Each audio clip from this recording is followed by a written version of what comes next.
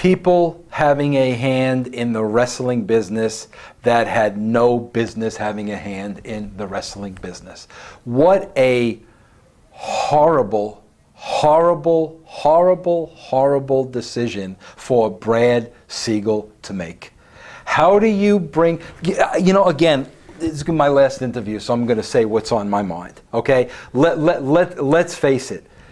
Under the guidance of Eric Bischoff, okay, WCW was kicking the crap out of WWF, okay? I was not writing at the time. As a matter of fact, I had a conversation with Eric Bischoff on the phone because I wanted to go work for WCW, okay? Mm-hmm. Eric gave me the old, I'll get back to you, never got back to you, never got back to me.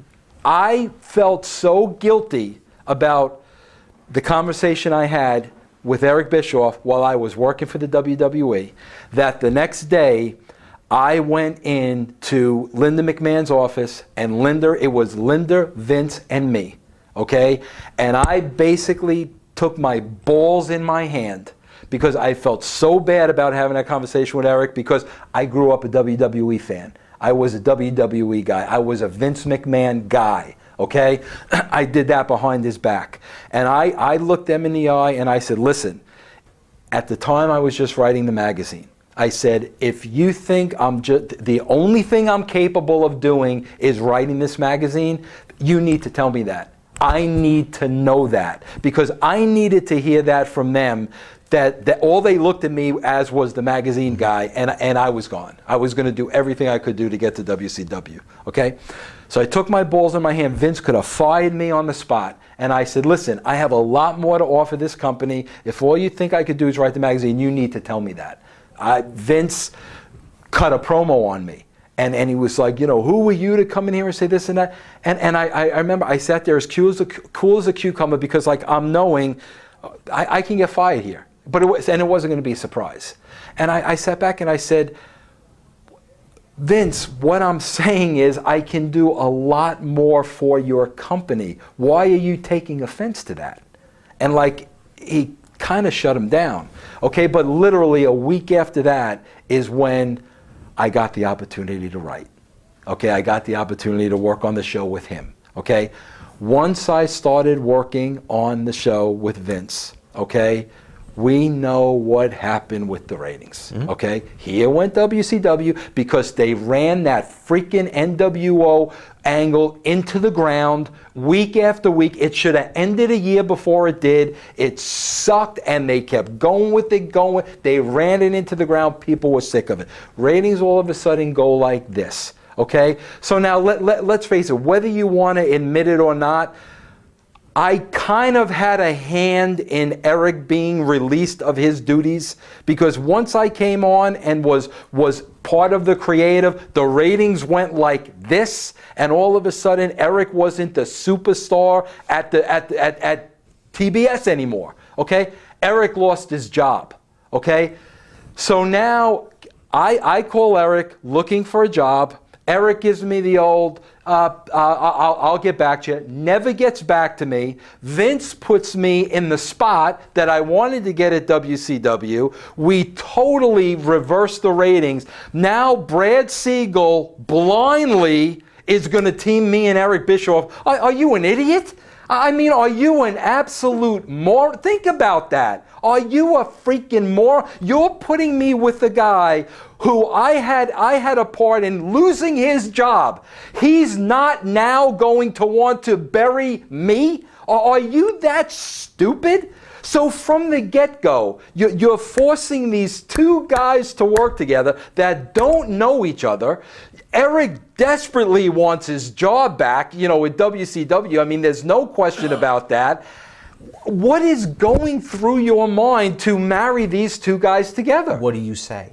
I don't say anything because keep in mind, I'm still under contract to these guys. So now he's bringing me back saying, well, Vince, our little committee didn't work, so we need you to come back now. But now, and he didn't put it that it's you and Eric working together. He positioned it as you're still the head of creative, but Eric's going to be like the consultant. That's kind of the way it was positioned. So now keep in mind, unless I breach the contract, okay, I've got to go along with this. And that's, but now, you know, here's another thing you got to understand. When Ed and I came aboard, and we were there for that 3-month period at the beginning, the rating went from like a 3.0 to a 3.5 in that 3 months, okay? In the 3 months that I left, it went from the 3.5 back to the 3.0. I knew we're never going to be able to get those people back. We lost them. It's over. It's done with. We're not going to be able to get them back. You can't keep switching up the booking like this. We're not going to be able to get them back. So I kind of knew that going in. And then, you know, like I said, to marry Eric and I together, with the back history and us not knowing each other and us never having met, that was just total insanity. I mean, it was set up to fail from the get-go. Okay.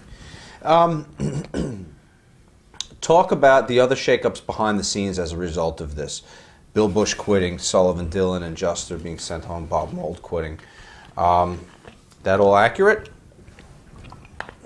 I have no idea. I know Brad was having Eric and I meet at secret meetings at Hops in Atlanta, and everything was being done behind their back. Okay. So, I mean, what he did and how I did it, I really have no idea, because we really were trying to work on putting that first show together. You said before that when you first came into WCW, you felt the target on your back and it was uncomfortable. Now, having proven that you could raise a rating ½ a point, coming back this time, is there a better reception? Is it more comfortable? No, because now there were totally different players now. Now there was Eric, who I didn't know very well, who I knew what his relationship was with Hogan, and it was a totally different playing field now, but probably more uneasy, because you know, like somebody like Eric and somebody like Hulk, they kind of know what they're doing.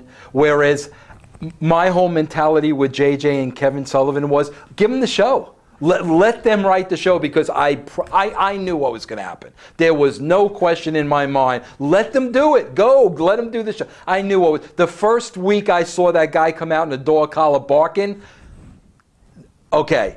But with Eric and Hulk, you're dealing with a completely different animal. I mean, nobody plays the game better. Nobody. So it's a different kind of, you know, it's almost like not a joke. It's like you want to trust them, but you really know you can't trust them. I mean, it's almost